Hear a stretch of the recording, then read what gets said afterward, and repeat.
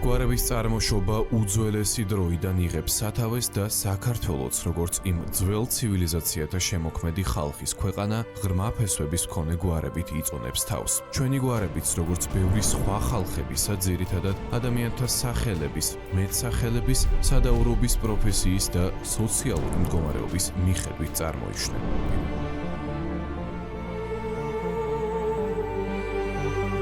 გადაცემაში ვისი გვარის ახალ ვეცდებით გავარკვიოთ თქვენი შენი გვარის ისტორია.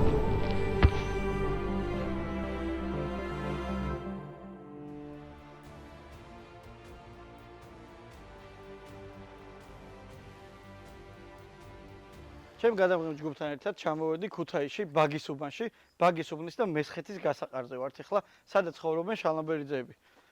დავით შალამბერიძე, გამარჯობა. როგორ როგორც ვიცი, მითხარი, დაგპატიჟეთ შალამბერიძეებმა, რომ ჩამოდით ჩვენი გვარის ისტორია უნდა გაგაცნოთ. რა ხდება დღეს? დღეს არის ისტორიული დღეო, რომელსაც ველოდებით წლები ჩვენ ადამიანები, რომ ჩვენი გვარის ისტორიას უფრო ვრცლად გაგაცნობთ ადგილზე, სადაც მივართ ახლა ჩვენ ტაძართან. ჩვენი მეუფეს ყველა იქნება აბსოლუტურად და ძირფესვიანად იმას აქნა. შალვა ბერიძე რომელიც იყო აქ, ანუ საიდანაც მოდის ჩვენი გვარის ისტორია.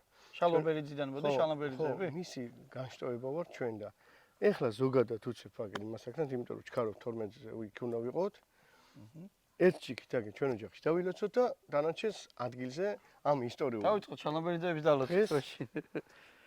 დღეს დავილოცებით იქ ადგილზე და ყველაფერს ძირფესვიანად, იმიტომ რომ იქ იქნება უხუცესი ხალხი, ვინც ამ 9 შვილის განშტოებას ყველაფერს სწორად და უფრო ჭეშმარიტად განმარტავენ რა. ძალიან კარგი.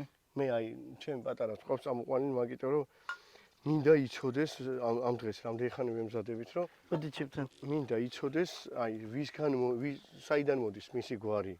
სად არის ჩვენი ფესვები აბსოლუტურად, ეგ ჩემო შვილებო მინდა რომ ძალიან იცოდეს და ესენი არიან ქუთაისლები რა პირველ რიგში რა. კი ბატონო, დავიძრათ აქედან და სად მივიდივართ? შემოგევლეთ. ეხლა მივდივართ მესხეთის სასაფლაოზე, წმინდა გიორგის ტაძარი, სადაც არის ხის ტაძარი, უძველესი ტაძარი.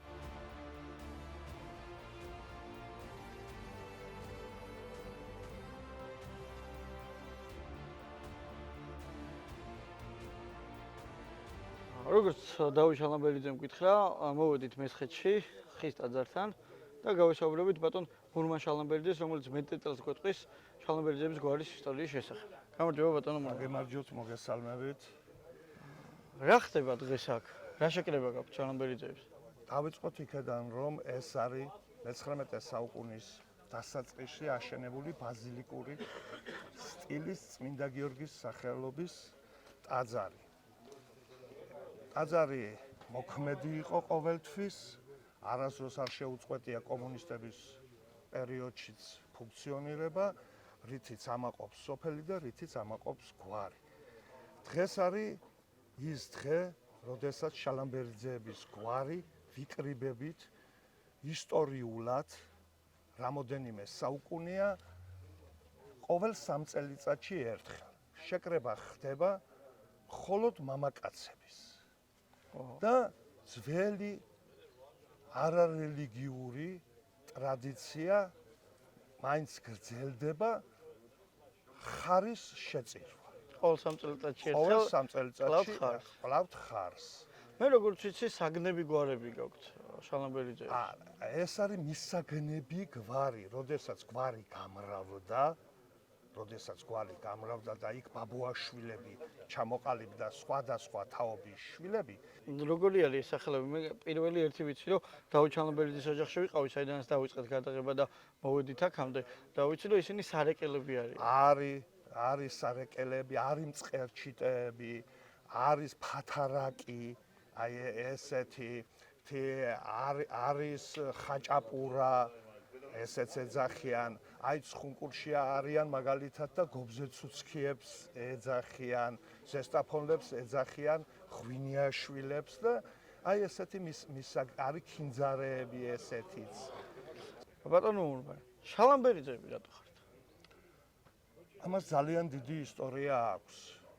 არის ესეთი ვერსია და რომელიც მწარე არის ისტორიულად, აქვე ამ სოფლის სიახლოვეს არის ესეთი ადგილი, რასაც დღევანდელი სახით მოიხსენიებენ ბროწეულად. ეს არ არის სწორი ფორმა და სწორი სახელი. ეს ცნობილი იყო საუკუნეების უკან ბერთაწვეულების ადგილი.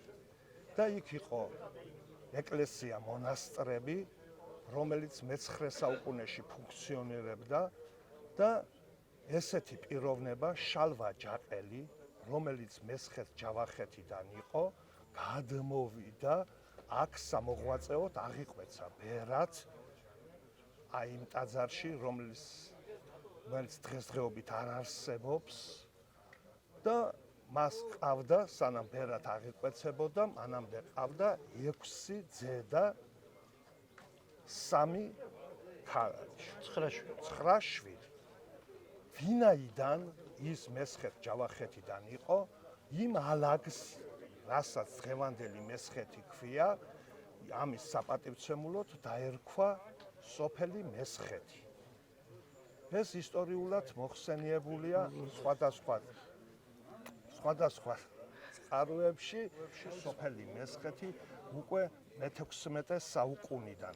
ნუ იმ დიდი მესხეთის საპატივცემულოდ დაერქვა იქიდან რო იყო ეს კაცი. ნუ ეს ბუნებრივიც არის, ახლა აი იმერეთში როგორ შეიძლება სოფელს ქვიოდეს მესხეთი, თუ არა და რაღაც პატივისცემის ნიშნად მას არა წინაპირობა არ არის და აი ეს იყო წინაპირობა. აქ სახლობდა, გამრავლდა შემდეგ და ამის შემდეგ სხვადასხვა ადგილებში არის ეს გვარი გადასული. არის მაგალითად წყალდუბოს რაიონის სოფელი ცხუნკური, არის ესეთი, სადაც დიდი რაოდენობით ცხოვრობენ. არის ზესტაფონის რაიონის სოფელი ცხრაწყარო, აი იქ ცხოვრობენ დიდი რაოდენობით. არის ვანის რაიონის სოფელი დიხაშხო, იქ ცხოვრობენ შალამბერიძეები. არის სენაკში რამოდენიმე ოჯახი, სოხუმშიც იყო თავის დროზე. გამოჩენილი საამაყო შალამბერიძეები ვინ აკავთ? საამაყო შალამბერიძეები, რასაც ქვია ერისა და ქვეყნის წინაშე, ღვაწლი ვისაც მიუძღვის, ყავს მეუფე, პირველ რიგში მეუფე მინდა ვახსენო, მეუფე გიორგი შალამბერიძე, რომელიც ადრეულ წლებში ჭყონდიდელი იყო ჩემო კარგო, ეხლა არის ტყიბულისა და ჩერჯოლის მიტროპოლიტი. მეუფე გიორგი შალამბერიძე.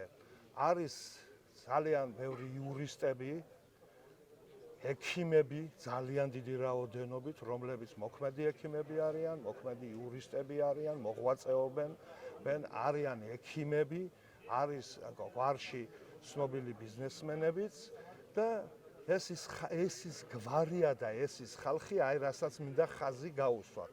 ესეთი ისტორია, რაც 3 წელიწადში ერთხელ გვარის შეკრება ხდება და გვარის დალოცვა ხდება, ასეთი ისტორია ძნელად თუ მოიძებნება საქართველოში.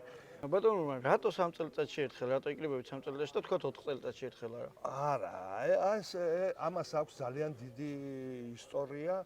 იყვნენ 3 ძმები შალამბერიძეები, რომლებსაც ბავშვი იზრდებოდა ოჯახში, ბავშვები და შემდეგ იღუპებოდნენ. შემდეგ დარჩათ ერთი ძე და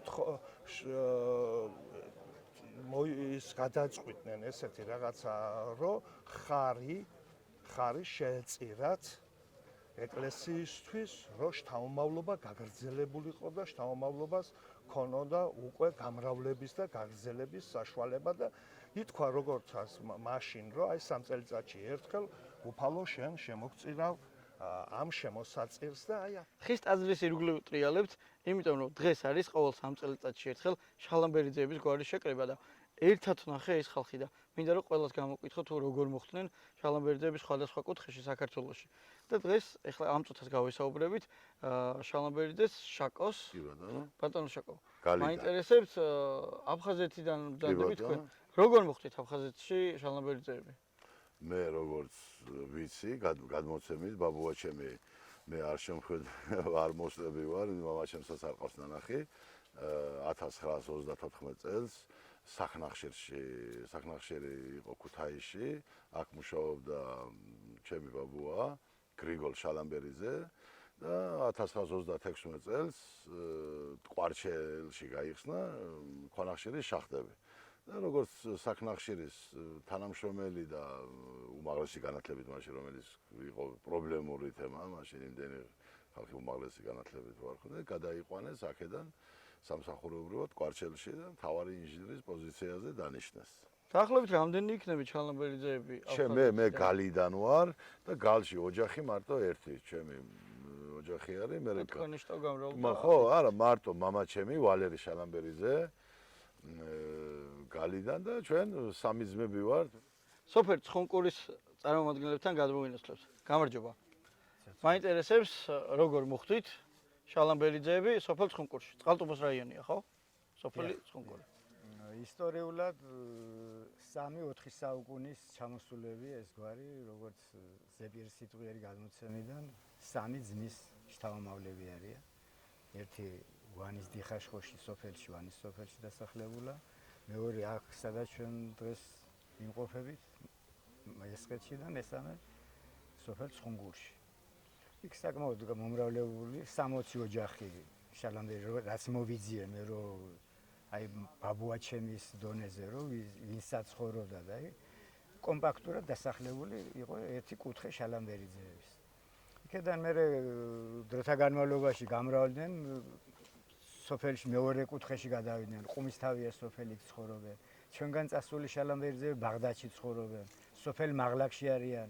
ჩვენ ბავშვობაში იქ დაპატიჟება და ის ჩვეულებრივი ის იყო, ვიპატიჟებოდით ოჯახებით.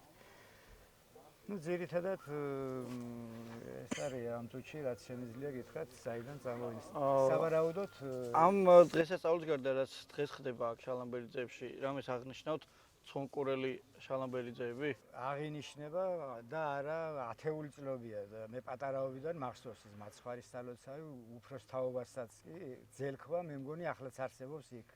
მაშინდელი სადაც ხდებოდა სხვერფშეძირო. ეგრეთ წოდებული მაშინ ну სანამ ქრისტიანობამდე. ქრისტიანობა ასე არის ცნობილი ერთ-ერთი მოქმედი ისტორიკოსი ხარისხი აქვს მაგ თემაზე შუა საუკუნეების ისტორიაზე დასული. რომლის გადმოცემით და იმ ხარისხში დაცულია იმის თანახმად იქ არსებობდა ესეთი სხვერფშეძირო და იქ შალამბერიძეებიც თავისთავად აღნიშნავენ ახლა ოღონ ცოტა ქრისტიანული ელემენტებით კი მადლობთ. დიდი მადლობა ამ ინფორმაციის გაზიარებისათვის. გაიხარეთ. გამრავლდით. ისეცოთ მადლობა შალამბერიძეები და ყველა შალამბერიძეები. გადავინაცვლებთ კიდე სხვა შალამბერიძეებთან. დიხაშხოელ შალამბერიძეებთან გადმოვინაცვლეთ. გამარჯობა. გამარჯობა პაცო. როგორ მოხვდით შალამბერიძეები დიხაშხოში? ესე იგი ეს ძალიან დიდი გვარის წარმომადგენელი ხალხი, ბაბუაჩემის მამა. ჩაიყვანეს იქ კოლმეურეობის პირობები კარგად მოგეხსენებათ ომის შემდეგ და დაარჩნენ იქ და გაუმრავლეთ. ძალიან დიდი გვარის წარმომადგენლები ვართ და ძალიან 70 ოჯახზე მეტი ვართ. ცხოვრობთ ერთმანეთის სიყვარულით, ვიხარია ყოველ დღეს გათენება. ერთად თავმოყრილი იშვიათად ხდება ხოლმე ხალხი რა შეგვხვდეს, როდესაც გვარის ისტორიაზე მუშაობთ ხოლმე და ვიხარია რომ ერთ წერტილში ყველა თავმოყრილი ადამიანი შეგვხვდა თავისიანთი გვარის ისტორია მოგვითხრეს თუ როგორ გამრავლდნენ სხვადასხვა ადგილებში და მადლობა შალამბერიძეებს.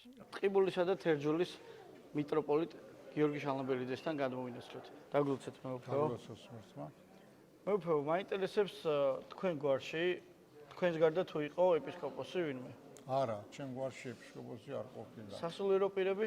ჩემი ძმა იყო ვიქტორ შალამბერიძე, რომელიც 1974 წელს ავარიულ მდგომარეობაში გარდაიცვალა. სვეტიცხოვლის წინამძღვარი იყო.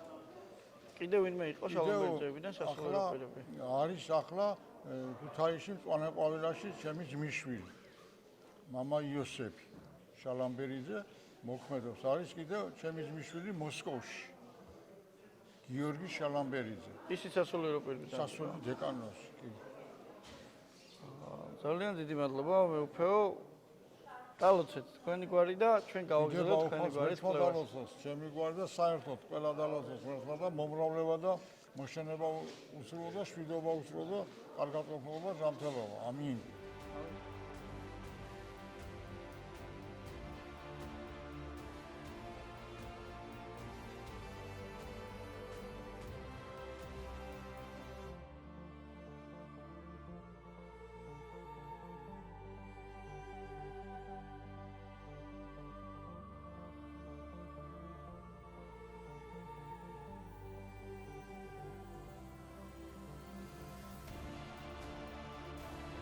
ზესტაფონში ვიმყოფებით, შალამბერიძეების გვარზე მუშაობას განვაგრძობთ და ვესტუმრეთ ბატონ ზვიად შალამბერიძეს. გამარჯობა ზვიად. მოგესალმებით.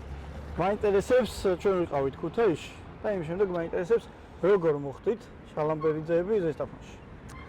ზესტაფონი არის ერთ-ერთი ლოკაცია იმერეთში, სადაც საკმაოდ ბევრი გვარი შალამბერიძეების გვარის წარმომადგენელი არის კონცენტრირებული და როგორ მოხდით, ესეთი ჩვენი წინაპარი, რომელიც პირველი გადმოვიდა ზოგადად ზესტაფონში, იყო ვინმე კაცია შალამბერიძე. სახელად კაცია იყო. კაცია ერქვა, დაახლოებით სადღაც 11 თაობის წინ იყო ეს ადამიანი, როცა გადმოვიდა.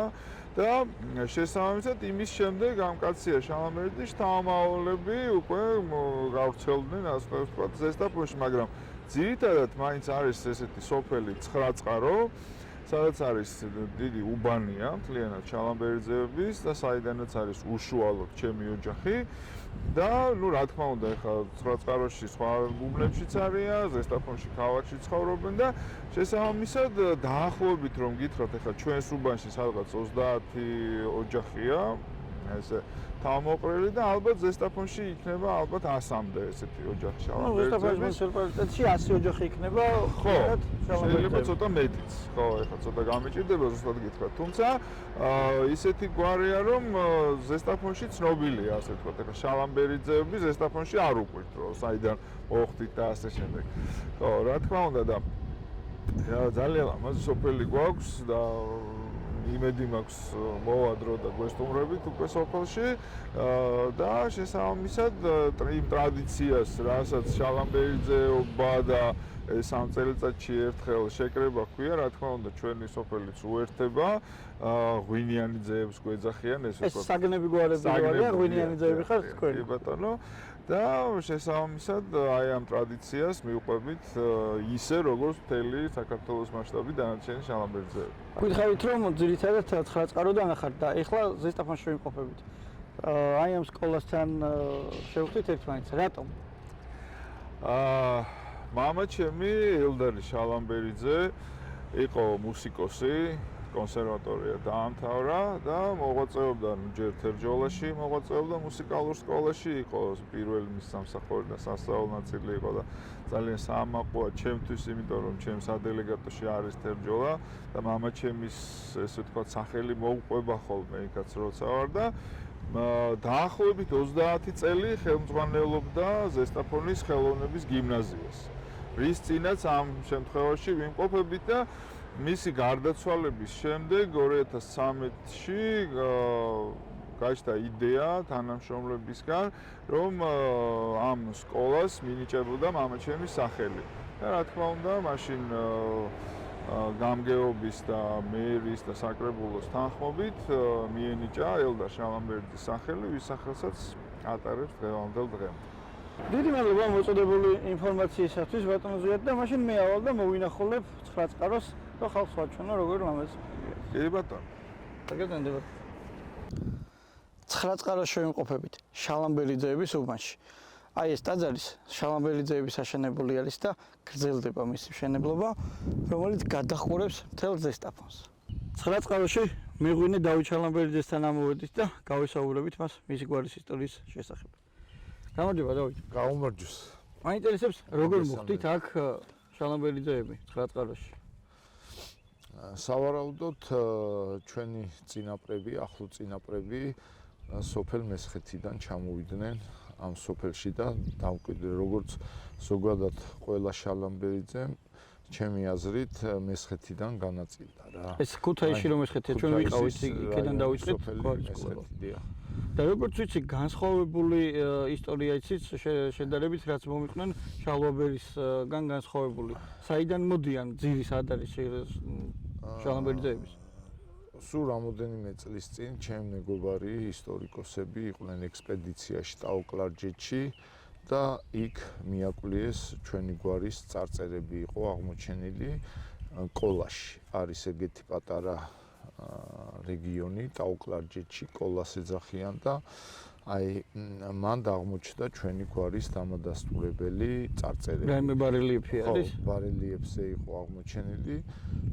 ისტორიკოსმა ბუბა კუდავამ შეძლო ამის იდენტიფიცირება და მერე ჩვენ გაგვიზიარა და სავარაუდოდ ჩვენი გვარი არის წამოსული დიდი გათურქების დროს, როდესაც მოგეხსენება ტაოკლაჯეთი დაიპყრო თურქეთის იმპერიამ და ნაწილი მიიღო მუსულმანობა, ნაწილმა იბრძოლა, ნაწილი არ შეეგუა ამ გამუსულმანებას და მოხდა მაშინ ბევრი გვარების მიგრაცია საქართველოში და სწორედ მაკედანაც მიუთითებს სოფლის დასახელება, მე ვფიქრობ მესხეთი, რომ მიგრაცია მოხდა ამ რეგიონიდან და ტაოკლაჯი. მე როგორ დაიკარგათ ეს ყველაფერი მესხეთი დაარქვეს იმ ტერიტორიას, სადაც დასახლდნენ. რა თქმა უნდა. მეღვინეობას რამდენი ხანია რაც ეწევით? მეღვინეობა ახლა როგორც ესეთი ყველა ქართველის იმაში გენეტიკაში არის მოგეხსენება ჩვენი 8000-ლოვანი ისტორია ღვინის წარმოების და ეს მე ორივე მხრიდან გენებში მაქვს რა დედა კახეთიდან მყავს და ორივე ბაბუა ღვინოს აკეთებდა ქვევრში და ეს სინთეზი იყო ჩემშიც კახური და იმერული ღვინის ტექნოლოგია და ორივე კუთხეს თავისი დამახასიათებელი ტექნოლოგია ქონდა, ორივე ქართული არის, რა თქმა უნდა, იმერეთში სხვა ტექნოლოგიით მზადდებოდა ღვინო, მართალია ქვევრებში, ჭურებში უფრო, იმერეთში ჭურს ეძახიან მოგეხსენება და კახეთში ყველამ ვიცით, რომ თავის დურდოზე ტრადიცია ჭაჭასთან ერთად ხდებოდა ღვინის დაყენება და აქ ცოტა სხვანაირი მეთოდი იყო ნაკლებ ჭაჭასთან ერთად საწნახელში იწურებოდა ყურძენი აქ იდგა იმ ადგილზე იდგა ზუსტად ხის საწნახელი ჩემ ბავშვობაში სადაც იწურებოდა ყურძენი ქვევრებიც გარეთ იყო და ხდებოდა მისი შემდეგ ქვევრებში დასმა და სადუღრად აძლევდნენ დაახლოებით 10-15% ჭაჭას რა. თქვენ გარდა თუ არიან მეღვინეები, შალომბერიძეები? რა თქმა უნდა, 9 წყარო, სოფელი 9 წყარო ერთ-ერთი კარგი რეგიონი არის იმერული ჯიშებისთვის. კარგად მოდის ძალიან კრახუნა, ოცხანური საფერე, ციცქა, ცოლიკაური თავისთავად და ამ რეგიონში, ამ სოფელში ბევრი არის დაკავებული, მათ შორის ჩემი ბიძაშვილები, მოგვარეები, რომლებიც განთქმული არიან თავისი ღვინოთი. ესე ჩალამბერიძეა? ესე ჩალამბერიძე არის. რობი. დიდი მადლობა მოწოდებული ინფორმაციისათვის და გაიხარეთ. წარმატებებს გისურვებთ მეღვინეობაში. გავილოცოთ, თორე სხვანაირად არ შეიძლება. გავილოცოთ აუცილებლად. დაულოცოთ შალომბერიძეები. აი ეს ოცხანური საფერე არის ჩვენი მოყვანილი, ჩვენ ვენახში მოყვანილი, ერთ-ერთი გამორჩეული ძველი ჯიში არის თავისი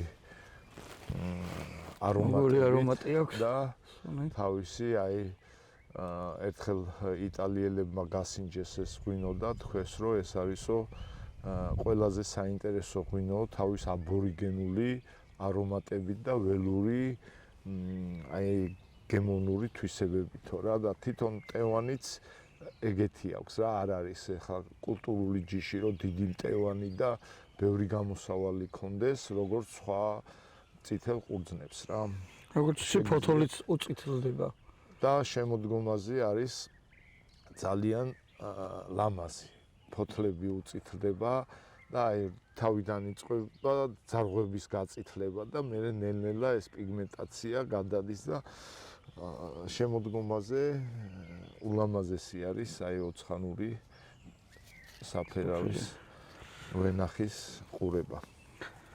გაიხარეთ, დიდი მადლობა.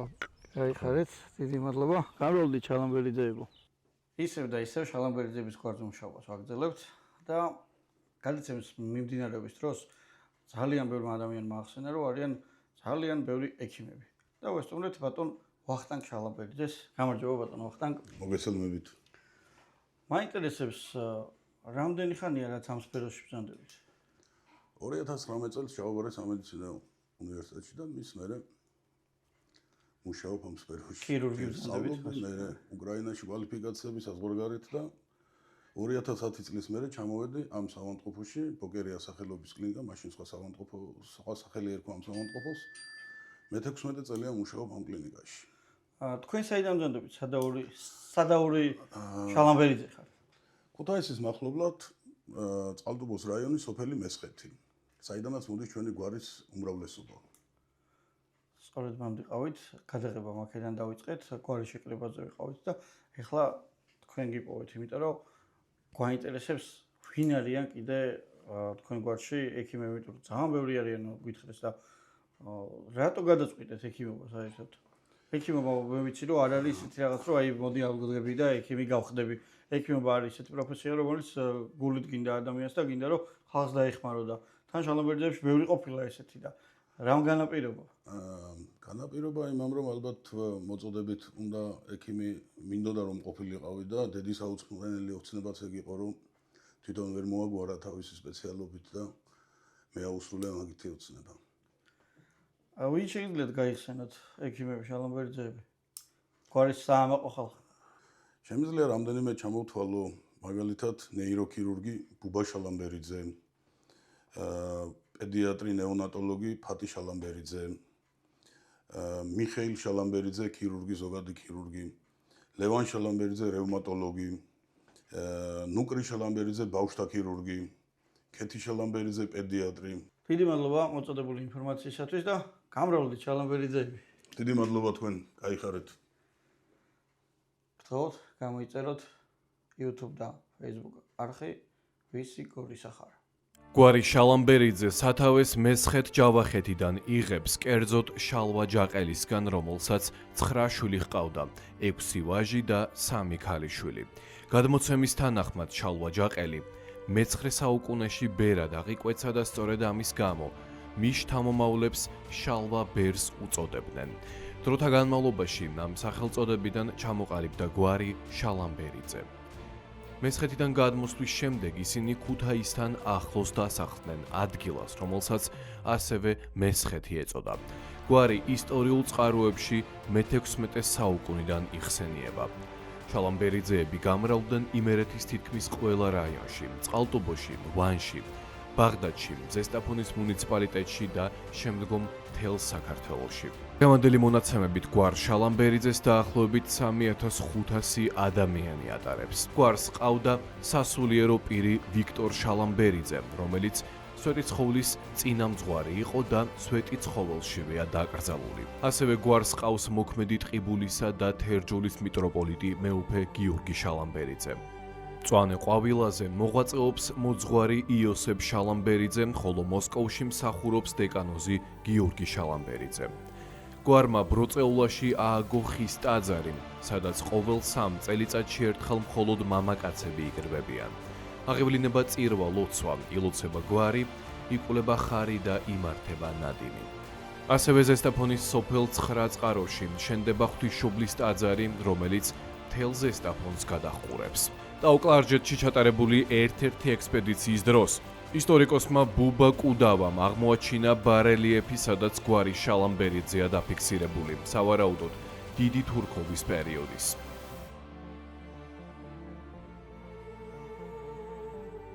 გამოიწერეთ ჩვენი YouTube არხი და Facebook გვერდი.